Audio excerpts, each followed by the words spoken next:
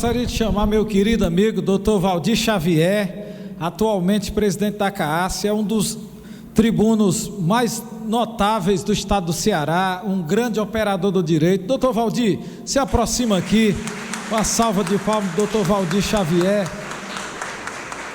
Que alegria recebê-lo, e hoje ele vai falar sobre enfoque histórico constitucional do Tribunal do Júri. Valdir, o púlpito é de Vossa Excelência. E essa daqui é a francesa? É a francesa. Vou abrir para falar sobre ela também. Boa tarde a todas e a todos. Eu estou muito honrado de ter tido esse convite aqui, formulado por esses dois dínamos aí do júri. E eu conversava há pouco, antes do início aqui, assim que eu cheguei, conversava com meu amigo Tarcísio Abreu, vou já mencioná-lo aqui, o Silvio Vieira, meu contemporâneo de Faculdade de Direito, e nós estávamos justamente conversando sobre o elan, o charme, minha amiga Débora, que é o Tribunal Popular do Júri. Eu até me arrependi, Talvani, lhe digo com toda franqueza, que você me pegou de chofre aí, eu, assim, atarantado com tantas atribuições ultimamente, e eu joguei um título, que é um título que eu sempre gostei, porque é importante que as pessoas discutam sobre a gênese do Tribunal Popular do Júri e sobre a evolução constitucional do Instituto no Brasil, para poder entender como ele é agora, como é que ele foi contemplado como instrumento constitucional democrático, e para afastar de uma vez por todas as críticas não embasadas, desfundamentadas, sem nenhum demérito à autoridade de quem as faz. Mas eu poderia ter intitulado esta nossa conversa de hoje, meu amigo Talvani, meu amigo Sandro, com o seguinte termo, ou a seguinte construção de titulação de exposição: Tribunal Popular do Júri, uma declaração de amor.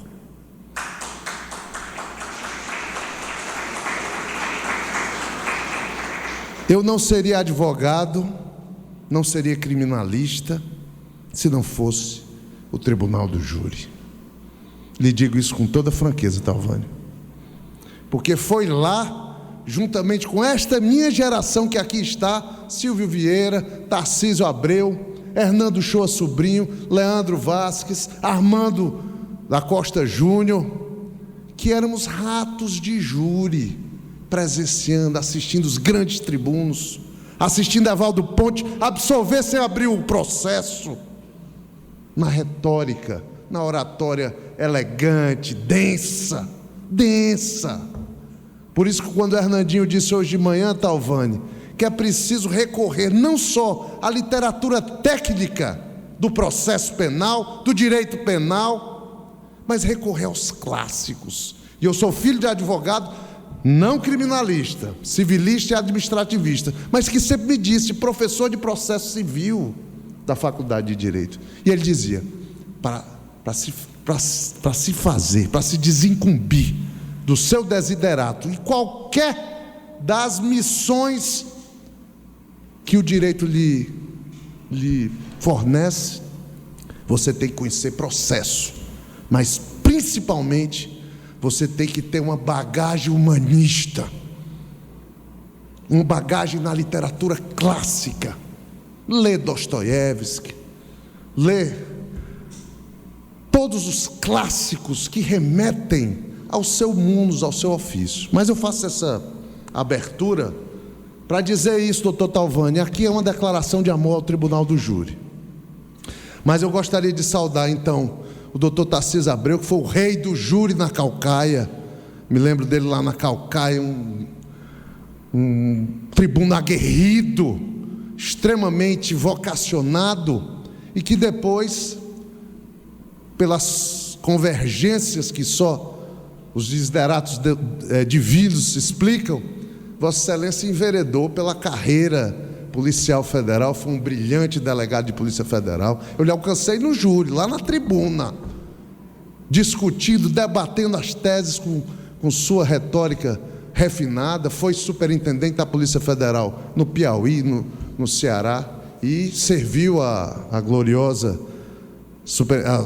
Polícia Federal durante anos, mas, para a minha alegria, para o meu gáudio, retorna à tribuna do júri, retorna ao seu fadário, como sempre, porque dele não deveria ter se desviado, digamos assim.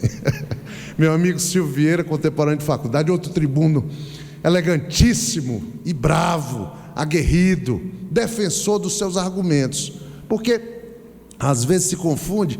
O advogado pode ser elegante, pode ser eloquente e pode ser combativo, meu amigo Sandro, como eu sei que essa dupla aí querida o é, sem precisar, doutora Valdiana, perder a sua postura, Catiane, a sua fluência, né, a sua fleuma, e respeitar os atores do que é o grande Tribunal Popular do Júri. Gostaria de fazer uma saudação especial ao Talvani e ao Sandro, e dizer da alegria, meu querido Elias Saraiva, presidente da CAAS do Brejo Santo, da uma das nossas subseções, dizer, Elias e todos que aqui estão, que vocês estão sendo instrumentos de um resgate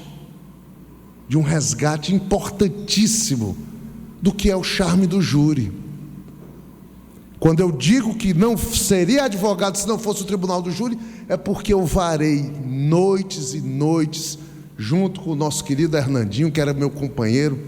Na época éramos muito próximos, como ainda somos, mas na época de estudante nós éramos tarados por processo penal, direito penal, e varávamos noites, Sandro, ouvindo ali Cleiton Marinho, que Deus o levou antes de nós fazermos aquela homenagem a ele, Talvani. Podemos fazê-la pós-mortem, porque é um tributo justo a quem foi um dos maiores tribunos que nós tivemos. Evaldo Ponte, Hernando Chotio, Vasco Damasceno Eire. Vasco era um monstro, Vasco era de uma oratória encantadora, foi procurador-geral de justiça, presidente da Ordem dos Advogados do Brasil. Você vê que currículo vasto, como ele transitava entre o MP e a advocacia, a sacrossanta advocacia. Então foi ali que eu forjei o meu ânimos para ser o que sou hoje, um advogado. Abandonei a ideia e a vontade do meu pai, que não queria que eu fosse advogado, embora ele tivesse sido tão brilhante advogado, um dos homens mais inteligentes que eu já conheci. Tanto é que aos 28 anos já era secretário de Estado aqui no Ceará, aos 28 anos. Então, na realidade, ele não queria que eu fosse, ele tinha um sonho, mas era paupérrimo e não conseguia jamais atingi-lo, que era ser diplomata. Então toda a minha formação foi voltada ao Instituto Rio Branco. Mas não fora a faculdade, não fora só aqueles embates lá que nós conhecemos bem, Silvio, mas muito mais o atrativo, o despertar apaixonante do Tribunal do Júri. Me tiraram daquela que seria talvez a minha carreira. Eu já tinha morado fora do Brasil, já versava outras línguas, já estava de certa forma encaminhado para ir tentar me submeter ao Instituto Rio Branco e de lá seguir a carreira diplomática. Eu já estava mais ou menos talhado, mas o arrebatamento foi tão forte que eu não pude me desvencilhar mais da advocacia. Não consegui, nem do magistério enquanto pude. Mas eu falo tudo isso para dizer a vocês que toda essa missão que vocês assumiram, e precisava vocês terem assumido, tem trazido feito esse resgate histórico, ter as pessoas aqui debatendo sobre o Tribunal do Júri, falando sobre o ofício advocatício, falando sobre o ofício ministerial, dizendo e mostrando todos os contornos legais e processuais que o Tribunal do Júri encerra em si. Mas feitas essas homenagens e a alegria de estar aqui, embora não seja católico, mas sou protestante, mas na realidade está aqui, neste seminário que fomentou o ensino e a cultura, não só eclesiástica, meu amigo Sandro, mas a cultura efervescente do nosso estado. Daqui, deste mesmo seminário, saíram só duas personalidades que eu vou citar, só duas: Padre Cícero Romão Batista, em homenagem ao Roberto e ao Elias que ali estão, que são do Cariri, juntamente com o Tarcísio, Padre Cícero, e o Dom Helder Câmara. Se não tivessem formado mais ninguém, bastariam esses dois para que o Seminário da Prainha, o glorioso Seminário da Prainha, fosse o que é, como representação e como referência filosófica, referência de formação intelectual do povo cearense. Dom Helder Câmara, que inclusive na sua terra, lá no Pernambuco, foi rei por dois predicados indissociáveis de quem é grande: a intelectualidade discreta e a humildade. Dom Helder era o símbolo de humildade. Então, a alegria de estar aqui, de estar neste ambiente que é responsável por uma formação intelectual do nosso estado. E aí o Talvani brincava comigo, ligando esses dias que antecederam essa imersão no júri. E eu costumo dizer que eu na realidade eu sou uma emersão do júri, que eu saí do júri para vir para a carreira, né? Mas esses dias que antecederam essa nossa imersão aqui, tão rica, tão importante. E aí o Talvani tinha me ligado uma vez, estava ligando até da estrada, o homem não para, é no Limoeiro do Norte, é no Morada Nova, é rodando para todo canto no Vale do Jaguaribe, e ligando, e a ligação caindo. Aí depois ele parou e ligou, aí disse: olha, era interessante que você levasse a beca para lá, para o júri, porque há uma simbologia na beca. Quem enverga uma beca sabe qual é o sentimento que apraz a alma ao envergá-la. E eu disse: Talvani, eu vou levar, e se tu souber que essa beca tem uma história, tu vai ficar mais feliz ainda.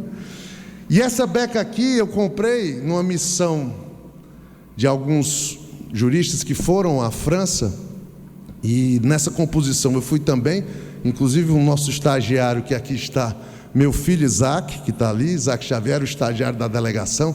Ali está também o Valdir Xavier de Lima Neto, que aqui veio também me prestigiar. Olhou o piano, Talvani, e disse: eu vou já tocar, porque ele toca bem piano. Eu disse: não, mas agora não, deixa eu dar um intervalo aqui que você toca. E o Vitor, que é praticamente um sobrinho. Mas o Isaac comigo, nós tínhamos acabado de fazer uma visita técnica ao Palais de Justice, em Paris, e tínhamos estado, inclusive, no local onde Maria Antonieta foi julgada, né? Depois houve a decapitação. E fomos à Ordem dos Advogados de Paris, que fica dentro do prédio, doutor Eduardo, dentro do prédio do tribunal, lá da corte francesa, né? E visitamos tudo, cada um ambiente mais bonito e mais solene e mais inspirador do que o outro. Inclusive, eu passando lá pelas galerias que tinham ostentando lá, Sandro, os destaques nas placas, dentre eles Maurice Garçon, que era citado pelo Evandro Lins e Silva. Quantas vezes eu não vi Evandro Lins e Silva citá-lo? Inclusive numa defesa tem a palavra lá no o brilhantismo do advogado francês mais festejado, Maurice Garçon. E eu vi lá, pá, e eu estava encantado com aquele ambiente, aquela aura toda em torno do que é da justiça, do modelo francês do júri, que não me remetia a todo momento. E aí eu saí do Palais de Justiça, fizemos uma foto oficial lá, a delegação, e eu saí e vi assim uma loja cuja fachada era pequena. E eu me aproximei, doutor Eduardo, e tinham vários souvenirs jurídicos, né?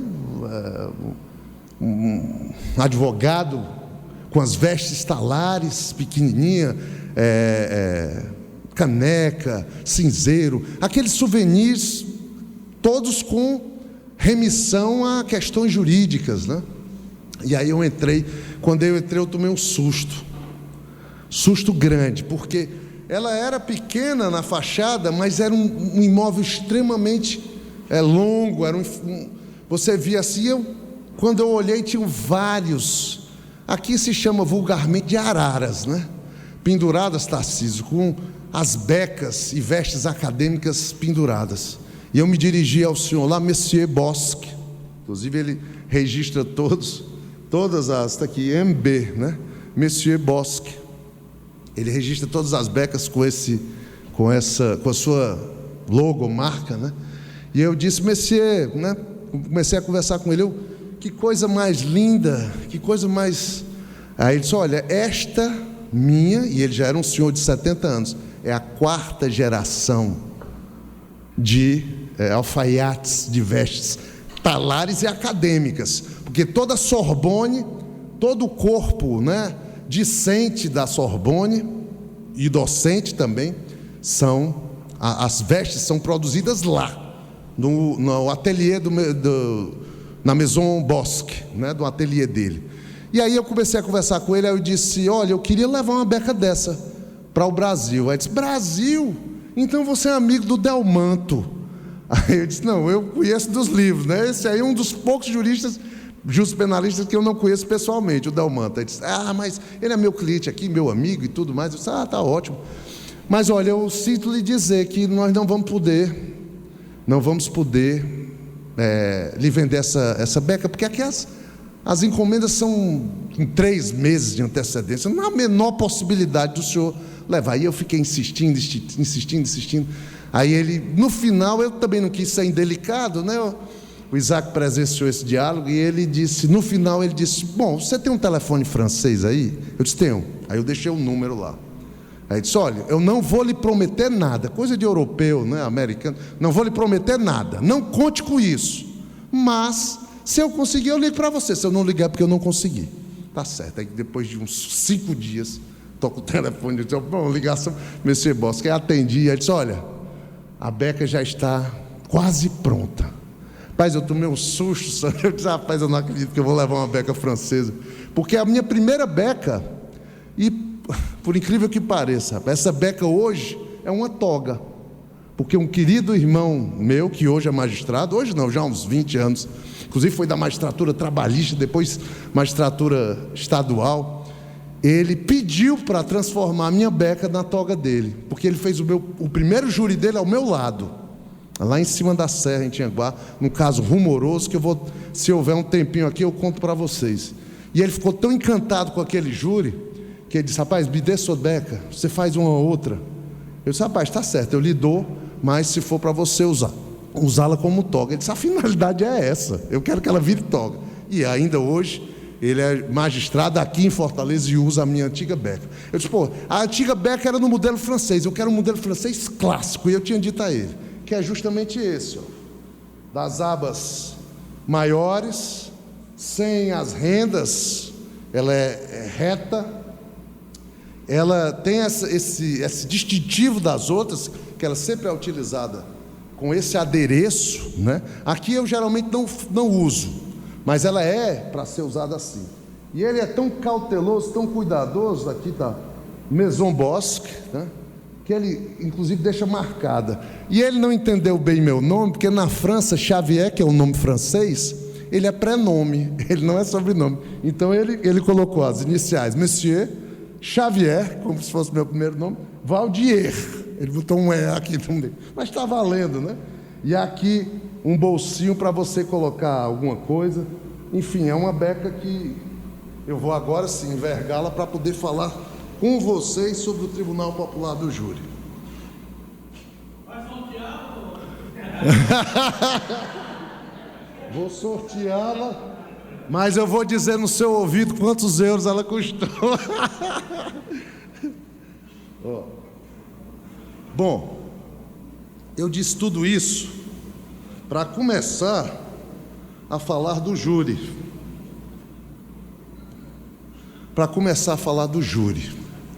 E eu elegi, como eu disse, uma temática que envolve a evolução constitucional do próprio Instituto. E, na realidade, as pessoas não sabem, geralmente não sabem, não se importam, né? Ficam mais presas ao sistema e à natureza do júri atual, sem, na realidade, guardar uma certa cautela em relação à origem. Nem sempre foi tudo tão fácil como é hoje. A primeira menção legislativa do Tribunal Popular do Júri, por incrível que pareça, ela remonta ao ano de 1822, antes, portanto, 2 anos da Constituição de 1824. E pasmem, o Tribunal do Júri, Sandro, naquela época, era para apreciar e julgar crimes de liberdade de imprensa. Olha que coisa interessante. E o júri se reunia para fazer esse julgamento relativo aos crimes de liberdade de imprensa. Para o meu querido amigo que mescla o jornalismo com o direito, é uma matéria importante. Então, o júri nasce com essa finalidade de, na esfera criminal, também, e somente nessa hipótese, tratar dos crimes de liberdade de imprensa. Em 1824 surge a Constituição Imperial, né? Constituição Imperial, que aí sim é a primeira referência de estatura constitucional do Instituto do Tribunal Popular do Júri. Mais adiante, por uma norma infraconstitucional, um decreto, surge a instituição do júri de uma maneira bifásica, Eduardo, interessantíssima.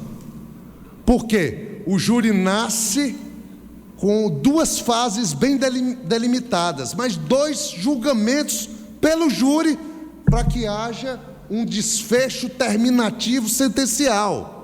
E como era isso, Valdir? Havia o grande júri, que era um júri composto por 23 jurados, né?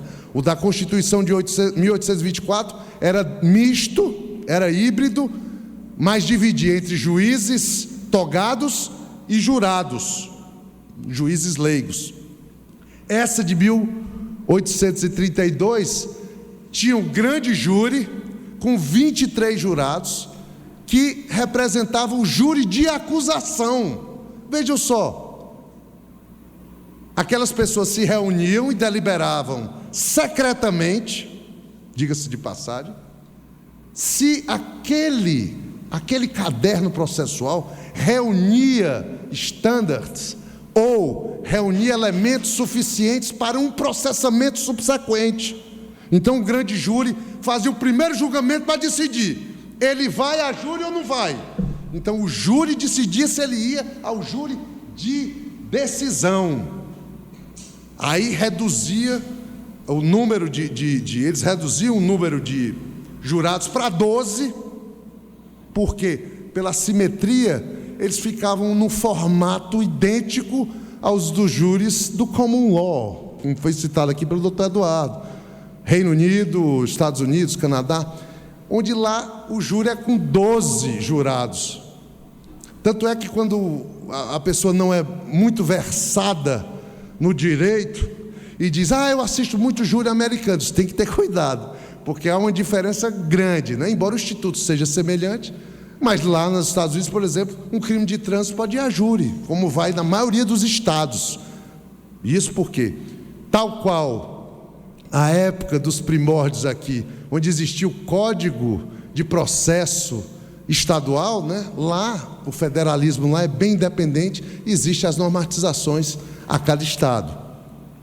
Pois bem, então esse júri com 12, que não necessariamente precisava ser unânime, como é nos Estados Unidos, que eu não sei se vocês sabem, o resultado do júri no common law, tanto dos Estados Unidos, do Reino Unido, que tem outra peculiaridade charmosa que eu vou já falar, mas nos Estados Unidos, por exemplo, enquanto não houver unanimidade no conselho de sentença, no corpo de jurados, o veredito não sai, Débora, não sai. Às vezes o juiz togado tem que dissolver o corpo de jurados, por isso é que passam meses e meses naquelas reuniões, até porque, ao contrário daqui que é o sistema bifásico atual, do processamento de instrução e o processamento de julgamento, lá tudo é feito no júri, a prova é colhida no júri. Então às vezes se estende muito, porque às vezes a instrução é até rápida, mas essas decisões, meu caro Vicente, elas demoram porque não há uma unanimidade no conselho.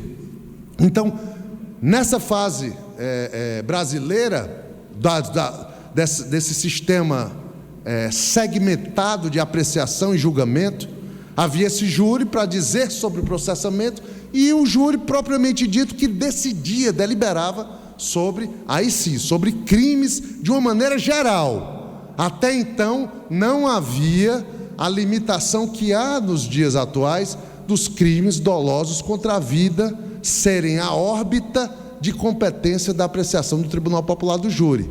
Dessa época ainda era todo tipo de júri, todo tipo de crime.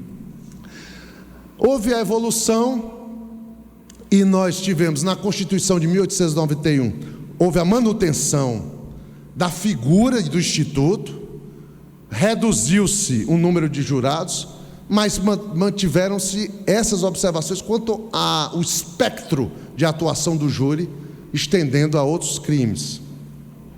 No Brasil, constitucionalmente, a única referência de ausência do Instituto no texto constitucional é da Constituição Polaca, a Constituição de 1937. Nela, e ela sim, é inevitável se dizer que havia uma contaminação autoritário nessa concepção constitucional, porque ela era do Estado Novo. Então havia um viés ditatorial que deixou fora da Constituição o Instituto do Tribunal Popular do Júri, que 2 anos depois, em 39, por uma lei infraconstitucional, veio a ser novamente disciplinada como normativo, como consectário normativo no mosaico do ordenamento jurídico brasileiro. E ela assumiu aí sim esse mesmo formato que hoje aí está, com 7 jurados. A evolução levou à Constituição de 1967, preservada. A emenda constitucional de 69 a manteve, e lembre-se que das duas, tanto a Constituição de 1967 quanto a emenda constitucional de 69, que é considerada uma outra Constituição praticamente, porque houve uma total subversão do texto constitucional. Nas duas, mesmo sob o regime ditatorial tremendo, porque passava o Brasil, nós tivemos o Instituto preservado. Você veja a fortaleza do Instituto do Tribunal Popular do Júri, sobrevivendo às ditaduras. Veja que em 67 a regulamentação do júri era pela Lei de Segurança Nacional. Não há nada mais autoritário e autocrático do que uma remissão dessa. E depois, com a consolidação da nossa queridíssima Constituição Cidadã de 88, cuja vocação primária é uma vocação libertária, é uma vocação democrática, nós temos a Constituição, a concepção atual do Tribunal Popular do Júri, como manifestação democrática da vontade popular de quem ali está para julgar o seu par. Paulo Quezado, que está já chegando aqui, que é um dos grandes tribunos também, tribunos da geração que eu assisti, né? E que vai palestrar para vocês. Ele costumava dizer que todo o júri no estado do Ceará é diferente. Você matar uma pessoa no Vale do Jaguaribe, que é a terra lá do Talvani e da minha mãe, da família da minha mãe toda, no Riacho do Sangue. Uma coisa é você cometer um homicídio na região do Vale do Jaguaribe, e outra é ali no Silpé, aqui na Caucaia, outra é lá dos Inhamuns, outra é no Sertão Central. Então, para cada, e ele diz brincando isso, para cada tribunal do júri desse, há um código de processo penal. Mas na realidade é porque essa é a mens legem, essa talvez fosse a vontade legislativa primária, deixar que aquela comunidade, aquela sociedade, aquele, como diz o italiano, piccolo mondo, daquela região ali, daquela convivência social, possa decidir. Por isso que foi bem-vinda na última alteração processual a quesitação da clemência, porque o doutor Eduardo falou muito bem da necessidade, até pela rigidez do julgamento, para que não provoquem nulidades, a formulação dos quesitos de maneira clara, objetiva, legal. Mas há entre elas, por mais complexas que sejam as teses, que têm que vir contempladas naquela quesitação, por mais complexas que sejam as teses, é imprescindível, e se não vier no bojo dessa quesitação, a quesitação de clemência, ter-se uma nulidade absoluta. Mas a clemência para que o comum do povo diga: não, apesar de tudo, apesar da eloquência, da fundamentação, da retórica ministerial, eu acho que ele merece ser absolvido.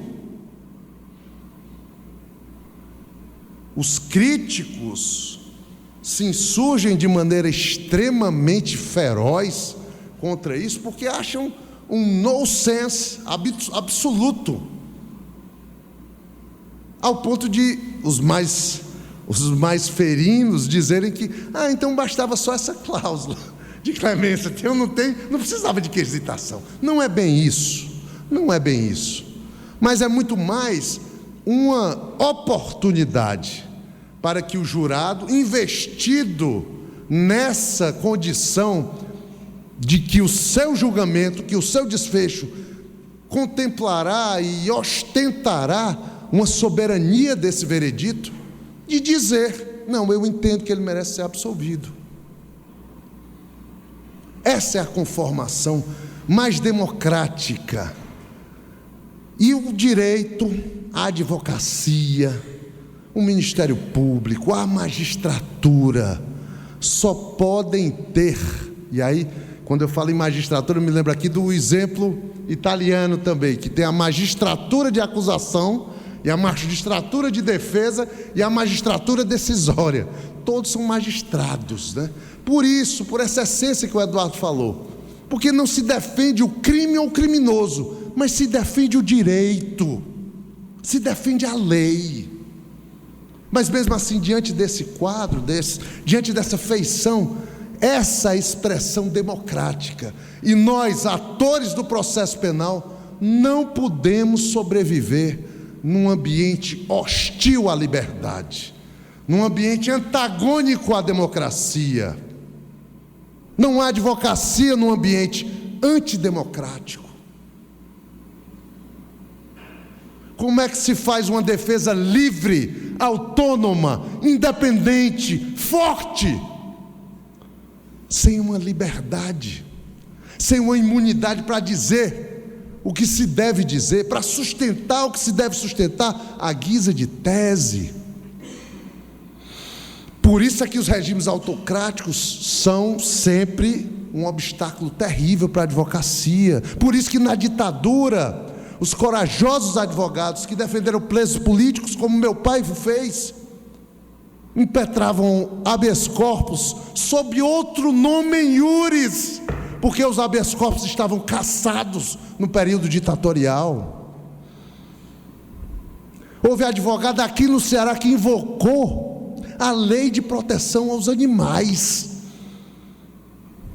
corajosamente, para enfrentar o arbítrio, os grilhões da ditadura militar. Sem uma ambiência constitucional, democrática, libertária, não há justiça, não há Ministério Público, não há advocacia.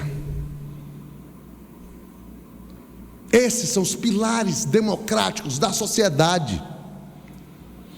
Não se faz justiça sem esses contornos plenamente livres. Não existe democracia, não existe povo, não existe política. E a advocacia criminal nos rende isso. Nos rende isso. A certeza de que em um ambiente que não seja democrático não há justiça, não há direito. Não há direito. E o advogado, no exercício do seu mundus, esse laboratório vivo do ser humano, laboratório em que você consegue enxergar o que há de melhor e o que há de pior no ser humano. Por isso é que a formação do advogado ela tem que ser muito densa, porque você convive com todo, como Nietzsche dizia, um universo na individualidade. Universo, todo mundo é um universo. Nós somos complexos. E aí, eu até me veio aqui a lembrança, a fuga do grande filósofo judeu-alemão, que na época da guerra, Sangenstein, né? Na época da guerra ele fugiu da Alemanha, mas ele não podia ir por dentro, porque as tropas alemãs ocupavam o miolo ali da Europa. Então ele teve que descer e arrodear a costa italiana, e o navio que ele ia parou em Nápoles. Em Nápoles, até os italianos brincam entre si, que é a cidade mais da malandragem maior que existe na face da terra, né? Pelo menos para eles italianos. Há uma briga, fulano é de Nápoles, vixe, isso é um mafioso. Eles têm essa cultura, essa brincadeira regional talvez, não sei se chega a ser uma xenofobia, mas há uma inclinação para esse tipo de preconceito. E o filósofo, acostumado no regramento ortodoxo, rigorosíssimo alemão, desceu em Nápoles, e assim que desceu no porto, aí viu a prostituta, viu o cafetão ajeitando aqui a prostituta, recebendo dinheiro dela, o cara passando objetos e produtos ilícitos, viu aquela loucura toda, uma criminologia laboratorial a céu aberto, e ele parou e disse: quanta humanidade, quanta humanidade. O ser humano é isso aí. E ele não via isso na Alemanha. Ele disse: rapaz, eu estou aqui extasiado, vendo aqui as coisas acontecerem com a maior primitividade existente. Aconteceu até uma coisa terrível, porque ele arrodeou tudo isso pela fronteira da França ali, ali pela Catalunha, entrar por trás da França, que ainda não estava ocupada. E no dia que ele chegou lá, não sei se em Girona ou em Barcelona mesmo, quando ele pegou uma condução até a fronteira estava fechada. Ele ficou tão frustrado, tão decepcionado, que se matou. Do dia seguinte a fronteira abriu. São as coisas do destino, né? Mas eu estou dizendo tudo isso porque o nosso ofício nos dá essa experiência. E não se tem como aferir, até para uma construção de tese, aferir essas coisas se você não tiver uma bagagem, se você não leu Lacan, se você não leu Freud, se você não tiver uma base filosófica forte, que possa dar substância à sua formulação teórica e à sua formulação defensiva. Por isso é que é imperioso que nós que fazemos a advocacia, nós que somos estudiosos do direito, ou no mínimo curiosos do direito, tenhamos essa responsabilidade intelectual de forjar não só o caráter, que é primário, mas a intelectualidade sob o espectro de todas essas forças doutrinárias. E o direito penal, como dizia o grande Evaldo Ponte, nós fomos receber juntos uma comenda do Ministério Público, não do doutor Eduardo aí, que é o Ministério Público do Rio Grande do Norte, mas o Ministério Público do Estado do Ceará, que nos conferiu a honraria de uma comenda especial. Eu recebi como não sei nem como é que eles classificaram lá, como isso faz tempo, né? Como uma promessa da advocacia criminal, e por outros predicados que eles enxergaram. e ao doutor Evaldo Bonte pela consagração do grande tribuno, do grande advogado criminalista que foi. Então nós dois fomos receber juntos, e a gente conversando ali na antessala, e ele dizia: rapaz, a única ciência do direito propriamente dito, sob a perspectiva conceitual plena, a única ciência é a ciência criminal. O direito penal é ciência. E aí o professor Roberto Martins complementava: processo é regra de trânsito. Direito penal é ciência, porque ele se alimenta, essa conceituação teórica. Como é que está meu tempo aí, Talvani?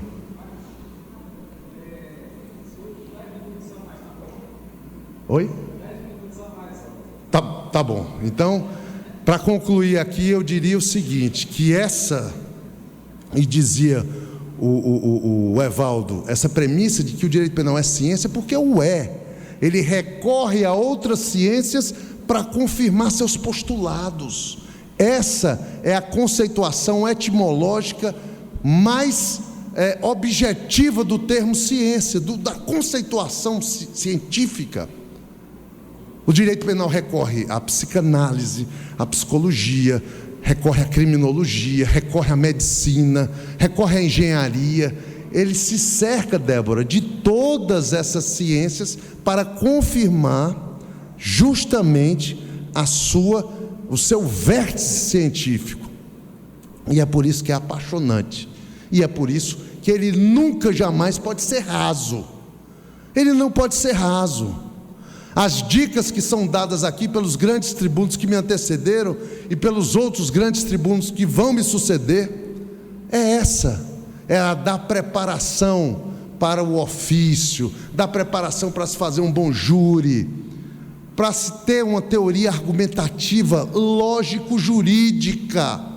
Não se pode subir à tribuna e defender o indefensável. Não se pode subir à tribuna e não ter inteligência emocional para refutar uma determinada agressão, quem sabe um insulto, uma crítica. Às vezes o advogado está tão imbuído naquele espírito, às vezes até beligerante, que deixa um pouco a tese de lado e vai duelar por outras razões. Por isso é que o mestre Evandro, no célebre julgamento do Dock Street, do qual ele não foi o primeiro advogado, é bom que se diga isso, né? Só quem sabe disso é quem lê o livro do Paulo José da Costa Júnior, da Tribuna da Defesa e da Acusação, que não sabe que ele foi o primeiro advogado. Eu sei porque, além de ter lido os livros, ele foi o meu grande orientador. Paulo José, que foi o maior penalista que já tivemos aqui, ao lado de Nelson Hungria, de César Roberto Bittencourt também, mas outros grandes doutrinadores, porque o Paulo José era tão brilhante, que era professor catedrático na USP e na La Sapienza, na Itália. Então ele dava aula no Brasil e na Itália, e se destacou tanto na Itália, por ter também contribuído para os comentários ao Código Penal italiano, que recebeu da presidência da República, Sandro, era o Azeglio Ciampi, o presidente, e o Conselho de Ministros, à unanimidade, ele recebeu a cidadania italiana, por mérito, o único latino-americano até hoje. Ele recebeu, o italiano disse: eu quero que você seja italiano, de tão brilhante que você é. E ele ostentava a comenda da Gran Croce, que era justamente que ele se tornou italiano por mérito. Então Paulo José foi o primeiro advogado do Dock Street. Pouca gente sabe disso, porque famoso é a defesa tem a palavra, brilhante é o Evandro Insistivo. A Maria, do dia que eu conheci, quase que eu desmaio, porque era um ícone para mim, e eu li e reli 1 milhão de vezes a defesa tem a palavra, e ali enxergava o grande tribuno, mas justiça seja feita. Os habeas corpus iniciais eram do Paulo José da Costa Júnior, de maneira que toda essa situação, e o Evandro, eu trouxe o Evandro e o julgamento do Evandro para dizer que no momento dos acalorados debates, Fiz esse parêntese aqui só porque eu me lembrei muito do Paulo José. E falar do júri, não se pode deixar de falar no nome de Paulo José da Costa Júnior. Para concluir, viu, Sandro? Nos debates, o Evaristo de Moraes Filho, outro grande tribuno, cujo pai também foi um professor emérito da Faculdade Nacional de Direito, que hoje é o UFRJ, e o Evaristo ia aparteá-lo, e ele brilhantemente, com a elegância que ele tinha, ele dizia: não aparteio e não concedo a partes. Aprendi com seu pai, Evaristo de Moraes pai, né? Quer dizer, desarma qualquer um, né? E de maneira, doutor Alexandre, veio para cá, querido Alexandre Salles, seja bem-vindo. E essa é talvez, este é talvez o conselho que eu vi que o Hernando deu mais cedo, e eu quero corroborar, eu quero ratificar, eu quero endossar esse conselho, meu amigo Talvani. Fazer como o Talvani faz, como o Sandro faz, que são esses defensores do Tribunal do Júri, e para o julgamento preparado. Eu nunca me esqueço do Cleito Marinho, e no dia da morte dele eu escrevi um testículo, que é mais uma reminiscência da convivência prazerosíssima que eu tive com ele, para dizer que ele era esse advogado. As folhas 657, no terceiro parágrafo, Sandro, leia lá, está lá, e o promotor olha e diz: isso não está nos autos, doutor, mostra onde é que está isso aí nos autos. Por quê? Porque o advogado tem que ir para o julgamento preparado, conhecendo as vírgulas do processo, conhecendo não só o processo penal, mas conhecendo a ação penal que está sendo submetida ao julgamento. Ali é uma vida, é até a coragem que o Evaristo, que eu acabei de citar, teve, num momento, num debate acalorado, em outro julgamento, o promotor lançando farpas terríveis contra o acusado, e o Evaristo sacou da beca e jogou por cima dele, como quem diz: a defesa protege, inclusive fisicamente, o seu defensor. Era um apelo retórico pesado, bonito e emocionante. Mas essa é a advocacia criminal, essa é a advocacia do júri. Não se faz o júri sem essa densidade, sem esse preparo e sem esse conhecimento da causa. Eu vou me despedir de todos vocês, dizendo mais uma vez, reiterando os efusivos agradecimentos ao pernambucano mais cearense que eu estou conhecendo ultimamente, que é o Sandro Silva, e ao meu querido Talvani, para dizer da honra que eu experimento hoje, né? Não foram poucas as cátedras que eu pisei, não foram poucos os tribunais que eu frequentei, não foram poucas as salas de aula que eu frequentei, mas hoje é um dia especial. Rogério Feitosa, entre aqui e venha se cercar de nós todos.